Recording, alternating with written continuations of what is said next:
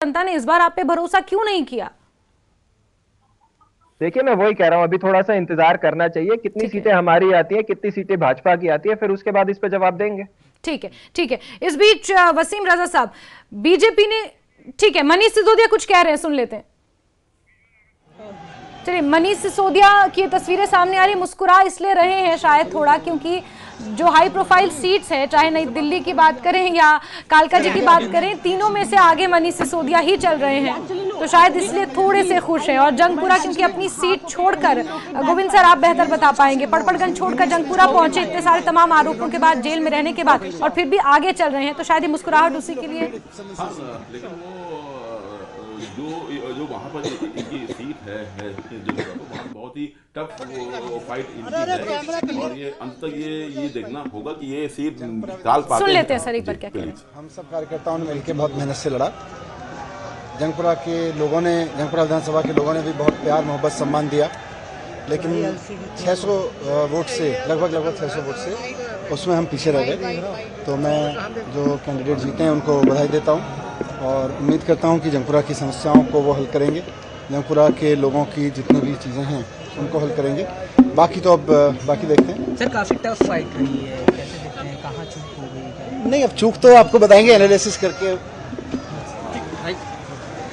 ठीक है, तो यहाँ पर जो मनीष सिसोदिया कह रहे हैं, ये बड़ी खबर है, 600 वोटों के आसपास से वो चूक गए हैं, ऐसा खुद कह रहे हैं। हालांकि आधिकारिक इसकी पुष्टि होना, गोविंद सर, अभी बाकी है। उससे पहले जब तक आधिकारिक पुष्टि नहीं होती है बयानों पर और बाइट्स के आधार पर, हम इस बात का जिक्र नहीं कर सकते। लेकिन इसका रिएक्शन मैं लेना चाहूंगी अभिषेक जी से ही। अभिषेक जी, पूर्व उप मुख्यमंत्री है मनीष सिसोदिया, कई तरह के आरोप लगे और खुद ही ये कह रहे हैं, हालांकि आधिकारिक तौर पर हम भी नहीं कह रहे, ये मनीष सिसोदिया ने खुद कहा है कि 600 वोटों से वो रह गए, क्या कहेंगे?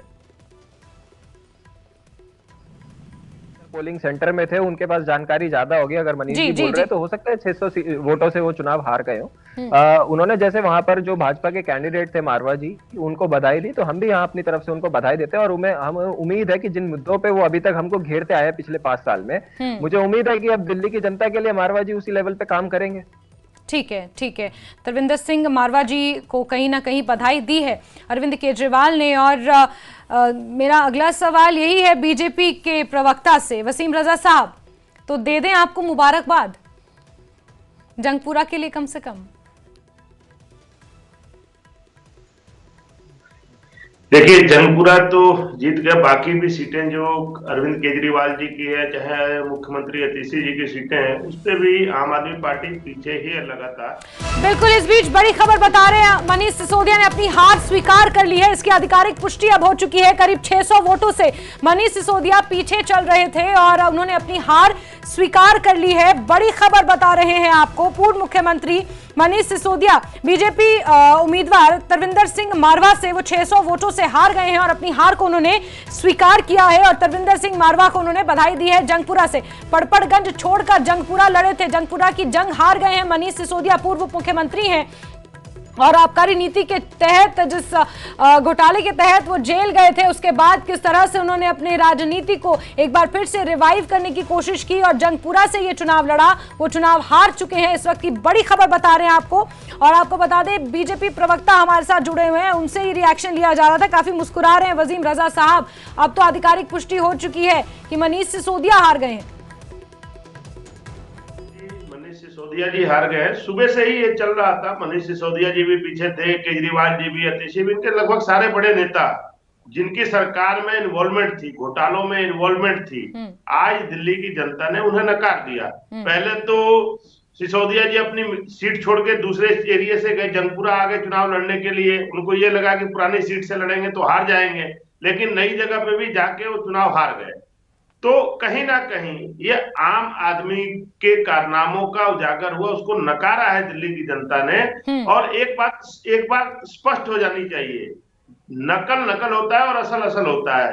अगर अरविंद केजरीवाल जी ने इधर उधर की बात छोड़ के अगर दिल्ली के मुद्दों पे काम किया होता, दिल्ली की जनता के लिए काम किया होता, तो आज आम आदमी पार्टी को ये दिन देखना नहीं पड़ता। अरविंद केजरीवाल जी दिल्ली छोड़ के कभी पंजाब तो कभी गुजरात, कभी हिमाचल, पूरे देश के चक्कर लगाते रहे। इनकी पार्टी अभी पिछले 10 वर्षों से, 11 वर्षों से अस्तित्व में आई है।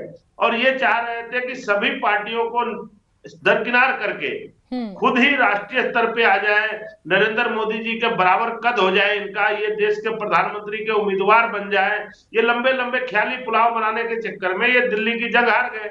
और मैं एक बात कहूंगा, पंजाब के अंदर, पंजाब में जाकर अरविंद केजरीवाल जी एंड इनकी पूरी कैबिनेट ने तरह तरह के लोक लुभावने वायदे किए, झूठ बोले, और 2022 का चुनाव पंजाब में तो ये जीत गए, लेकिन पंजाब में एक भी वायदा नहीं पूरा किया। आज पंजाब के अंदर जो आम आदमी पार्टी के विधायक है, अगर वो अपने विधायकों की राय लें तो कोई भी इनका अपना विधायक संतुष्ट नहीं है। कई विधायकों को मैं जानता हूं जो सामने आके कैमरे पे नहीं कह सकते, ठीक है, क्योंकि पंजाब में आप विपक्ष में है तो आप ऐसी बातें कह सकते हैं। लेकिन मुमताज साहब, आप क्या कहेंगे? मनीष सिसोदिया जिस तरह से हारे और अपनी हार को उन्होंने स्वीकार किया है, क्या फैक्टर रह सकते हैं कि बीजेपी, क्योंकि उनके पास तो कुछ गिनाने के लिए भी नहीं था, 27 सालों से सत्ता से बाहर थे, जो दूसरे राज्यों में काम किए उसी के आधार पर दिल्ली में प्रचार किया, लेकिन आम आदमी पार्टी के पास तो इन 10-12 सालों में बहुत कुछ था गिनाने के लिए, लेकिन फिर भी जिस तरह से हार का मुंह देखना पड़ रहा है, कम से कम रुझानों में। देखिए, अगर मनीष सिसोदिया की बात करें तो आपको ये देखना पड़ेगा कि जो मारवा जी हैं वो लगातार वहीं पे जंगपुरा निजामुद्दीन के एरिया में मुसलसल काम करते रहे हैं। मनीष सिसोदिया सीट बदल के आए हैं, उनको पता है, और इतना वक्त नहीं था कि वो वहां पे जगह जगह लोगों पे जा पाते। पहले जैसी हवा नहीं थी, इस बार स्ट्रगल था, लड़ाई थी साफ साफ। तो और फिर वहां पे फरहाद सूरी जो कांग्रेस के उम्मीदवार हैं, वो भी एक मजबूत कैंडिडेट के तौर पर उभरे हैं और पूरी ताकत लगा दी थी कि भले हम न जीते लेकिन कम से कम अपनी जमीन जो है वो मजबूत कर लें। फरहाद सूरी आपको पता है कि बहुत चहेते हैं वहां पे, वो लोगों के बीच में काम करते हैं, तो ये बहुत बड़ा फैक्टर रहा है। और जैसा कि हमने कहा कि इसको आप नजरअंदाज बिल्कुल न कीजिए कि मुस्लिम जो है वो इस बार, देखिए, डर जो था ना केजरीवाल को, वो बीजेपी से नहीं था, मैं आपको बता दूं, डर कांग्रेस से था कि कांग्रेस अगर मजबूती से लड़ी। आप ये देखें कि तिकोड़ी जो है इलेक्शन बहुत जगह पर हो गए जहां पे जहां से केजरीवाल को ये झटका लगता दिखाई दे रहा है, और ये हार जो है वो उसका नतीजा है। अगर यहाँ पे और अब फिर मैं कह रहा हूं कि अभी जब वोट ऑफ परसेंटेज आएगा तब ये चीजें बहुत क्लियर हो जाएंगी। तो इसलिए मनीष सिसोदिया का हारना कोई बहुत हैरत की बात नहीं है। हम पहले ही ये बात कह रहे थे कि मनीष सिसोदिया के लिए ये मतलब बिल्कुल जो है ऐसा नहीं है कि वो जीत जाएंगे। लेकिन मुमताज साहब, कांग्रेस को आप कहां देखते हैं? कांग्रेस तो भुना सकती थी, आपने कहा कि बीजेपी, माफ कीजिए, अरविंद केजरीवाल का डर बीजेपी नहीं थी, लेकिन कांग्रेस कहां चूक गई? जिन मुस्लिम बाहुल इलाकों की आप बात कर रहे हैं, वहां पर आपको लगता है कि आम आदमी पार्टी के साथ जो कांग्रेस के रिफ्ट थे, कहीं ना कहीं कांग्रेस अपने आप को, अपने परंपरागत वोट बैंक को तो कम से कम लुभा सकती थी, लेकिन कांग्रेस ने तो वो भी नहीं किया, किसी एक सीट पर कांग्रेस नहीं है। नहीं, मैं आपको बता रहा हूं, देखिए ऐसा है ना कि कंफ्यूजन पैदा हुआ और कांग्रेस मजबूती से लड़ रही थी और उनको लग रहा था कि इस बार हम कुछ करेंगे। तो कहाँ लड़ रही थी सर? टीवी डिबेट्स पे लड़ रही थी। परसेंटेज आपको जमीन पर तो कांग्रेस कहीं थी ही नहीं, प्रचार में कहीं थे ही नहीं। नहीं, ऐसा नहीं है। मुस्लिम का मैं क्या कह रहा हूँ, मैं पूरी दिल्ली की बात नहीं कर रहा हूँ, मैं बात कर रहा हूँ उन्हीं इलाकों की बात कर रही हूँ। देखिए, केजरीवाल का मुस्लिम इलाकों में न जाना ये एक मैसेज था।